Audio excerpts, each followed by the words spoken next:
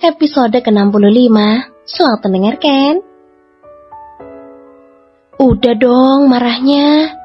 Rengek air yang masih memeluk pinggang sang istri yang baru keluar dari kamar mandi. Tubuh polosnya yang hanya memakai handuk sebatas dada membuat seluruh hasil karyanya jelas terlihat. Kan udah sering diingetin, jangan suka bikin di leher. Sentak Hujan kesal. Kan lupa Jan.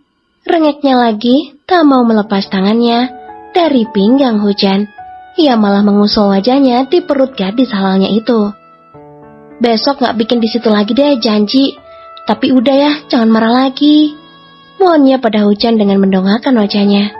Hujan menghela napas pelan saat ia melihat kedua manik mata suaminya mulai berkaca-kaca. Maaf, lirihnya lagi. Bayi buaya cengeng itu terus merengek karena ia tak ingin kejadian minggu lalu terulang lagi saat ia sama sekali tak diizinkan sang istri main basah-basahan di kebun kecil milik Hujan karena keisengannya meninggalkan 2 jejak di tengkuk dan leher. Saat itu, entah kenapa otaknya tak konsen sama sekali. Semua pelajaran yang diberikan dosen tak sedikit pun masuk ke dalam otaknya. Tanem. Kalimat itu yang mengganggu konsentrasi belajarnya. Hingga saat ia bertemu dengan Hujan, ia langsung menariknya ke bawah tangga yang sepi. Aksi penjelajahan pun dimulai, meski hanya sekedar bercumbu, karena Hujan sangat menolaknya. Ia langsung melepas pelukan air dan pergi, tanpa sadar ada karya sang suami yang tertinggal di tubuhnya. Kemarin juga bilangnya gitu, janji doang, cibir Hujan. Kapan? Gak pernah bikin lagi di situ, baru ini kan? Helak air yang tak terima dengan tuduhan istrinya. Kalau mau bikin yang kecil, biar gampang hilangnya. Iya, itu kegedean, maaf. Nanti besok tutupin pakai foundation lagi ya. Minta sama adek. Hujan memutar bola matanya malas. Ia yang tak pernah punya alat make up lagi-lagi harus meminta pada adik iparnya itu. Malu minta terus. Dengus Hujan kesal. Ya udah, ayo kita beli. Ajak air. Pemuda itu semakin frustasi karena Hujan belum mau menciumnya sebagai tanda ia sudah dimaafkan. Enggak, kalau punya begituan yang ada bikin terus. Hujan tak ingin terus termakan akal bulus kemesuman suaminya itu. Kan buat kalau darurat gini enak, Jan. Hujan membuang napas kasar. Rasanya tubuhnya begitu lelah hari ini. Kegiatan sehari-hari ditambah harus melayani suami yang tak kenal waktu dan tempat cukup menguras tenaganya selama sebulan. Awas, gue mau pakai baju dingin. Hujan mencoba ingin melepas pelukan air, tapi pemuda itu masih enggak melepasnya. Awas Ai, cepetan bersih-bersih sana, kita pulang. Titahnya pada si bayi buaya yang menampak polos.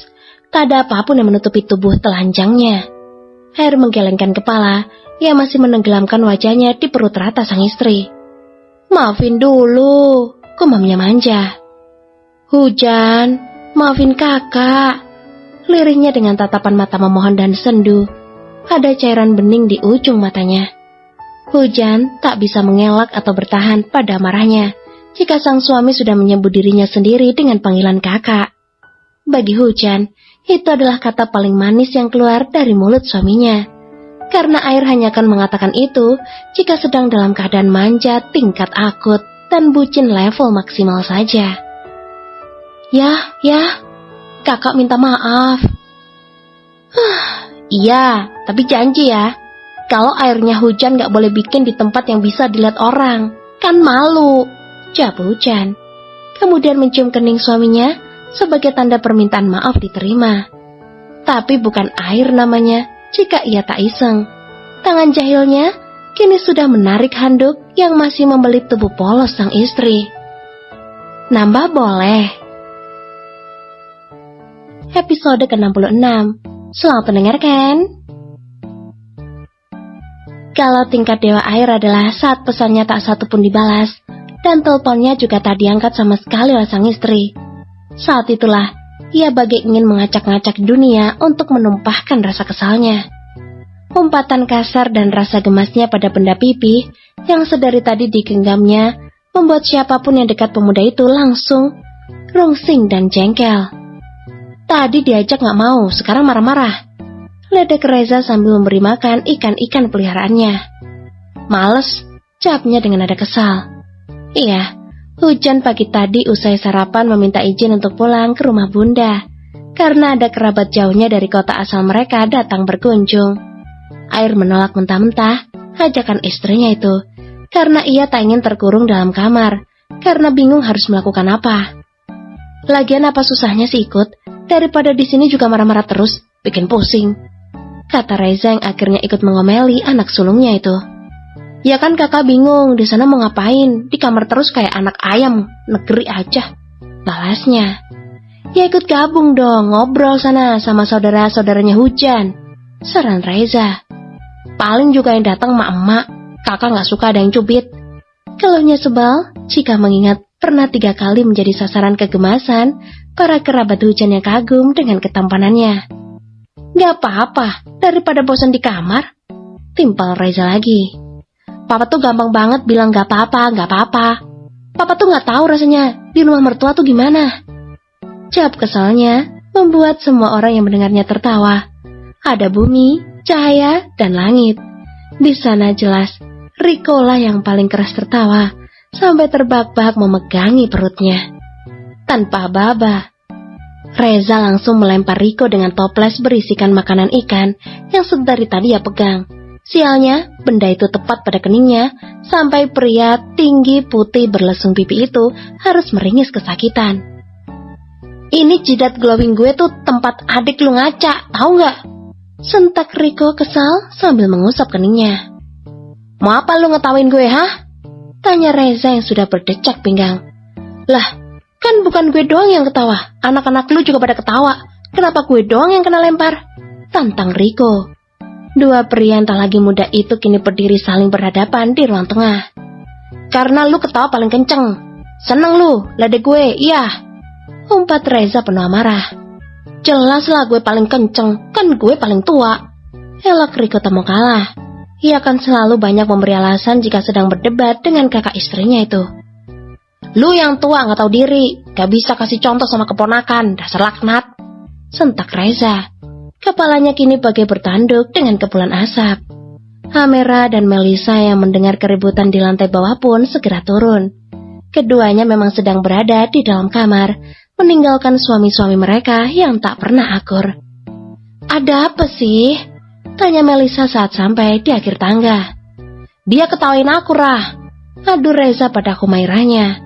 Melisa mengernyitkan dahi kemudian saling pandang dengan Amera. Dedi ngapain?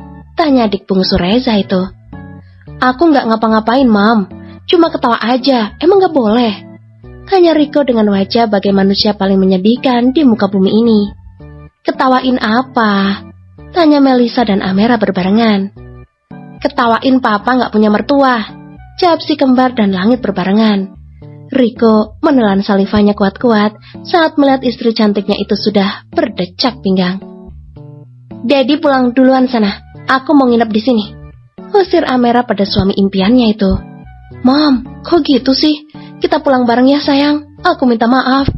Ujar Riko sambil merayu Amera. Enggak, kamu pulang sana. Ditanya lagi. Sayang, lihat nih. Saat melihat istri cantiknya itu sudah berdecak pinggang. Dedi pulang duluan sana. Aku mau nginep di sini. Usir Amera pada suami impiannya itu. Mom, kok gitu sih? Kita pulang bareng ya sayang. Aku minta maaf. Ujar Riko sambil merayu Amera. Enggak, kamu pulang sana. Ditanya lagi. Sayang, lihat nih, jidat aku kena toples dilempar sama Reza.